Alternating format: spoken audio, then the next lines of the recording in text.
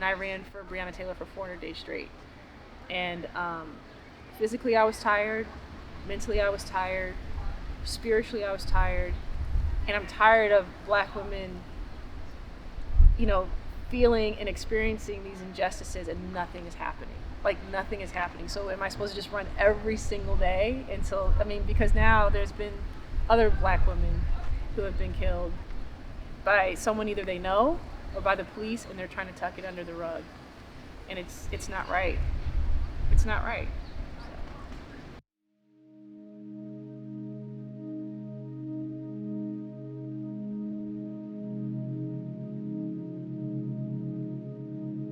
I'm a Midwest girl, so I'm from St. Louis, Missouri, particularly St. Charles, Missouri, which is right outside of St. Louis. Predominantly white community. My parents moved there, I guess 50 years ago, and we were the only African American family in that neighborhood. They were silent fighters. They wanted better for their kids, so they moved in that area. But I think because I was the oldest one, I got the brunt of a lot of racism. I found running through middle school. They had track and field day. I think a lot of us start that way. And I just fell in love with it. I did really well. And I remember taking that first couple steps in the 100-meter dash, and I just felt freedom. That's what got me to college. I got a scholarship to the University of Missouri Columbia. I got there, and it was just a whole new world, because now I have a diverse team. And actually for me, it was culture shock because I was so used to being the only one, and now I wasn't the only one. And when you get with a more diverse group, you see people that look like you.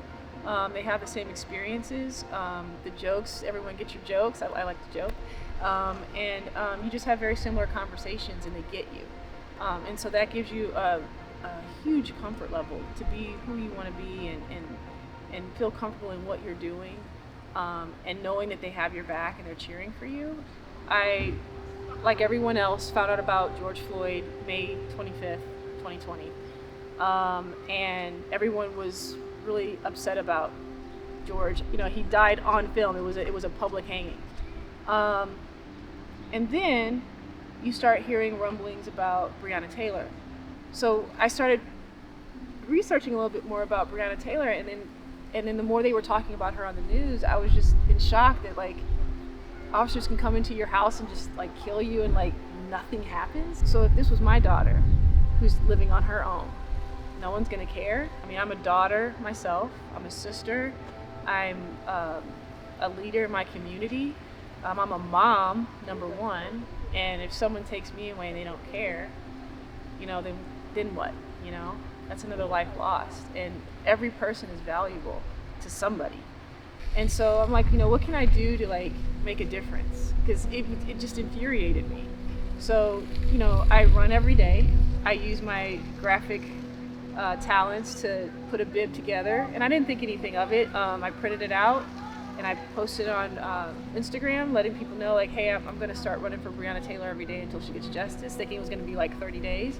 And 30 days turned into 60 days. 60 days turned into a frustrating 90 days. And then 120 days. And I was like, I don't know if I can keep running every single day. And it was funny because other Black women were telling me, look, we're following you. We respect you. You have to keep going. And so it became a 1-year challenge. Next thing we know it, we're having these huge events, and we're bringing out 200, 300 people, running the streets of San Diego and making a huge stamp in the world. It became a huge movement that really made a difference.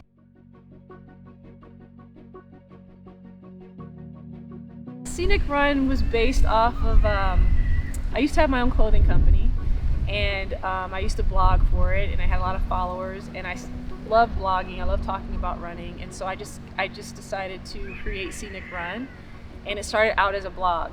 I switched over doing Scenic Run events because I want to give back to the community by showing appreciation to the leaders in our communities and our run clubs. And so it started out with Black Women Rock, and I didn't think one person would show up, and 50 women showed up in the middle of a pandemic, and they just could not believe that someone could see them and appreciate them and do something for them. And it just took one or two women to just tell me thank you for this, and I'm like, okay, I got to do this every year, because I just feel like we need to be seen, and it's that whole philosophy that if you can bring that bottom person up, you're bringing everybody else up with that person. So See Nick Run is kind of based off that idea, and I just love being around people. I love seeing people happy. I love seeing people happy because they're appreciated and they're seen, and so that's what I want See Nick Run to be. I know that I talk a lot about African American women, but I'm in the same fight with all women, and I just want everyone to be treated with respect and dignity. And I think that if you treat people the way you want to be treated, I just think it just makes it a better world. So it's just, for me, it's a human thing for sure. So if you start with that and you know what the human experience is, that person that's standing in front of you, no matter what they look like, they're having that same human experience.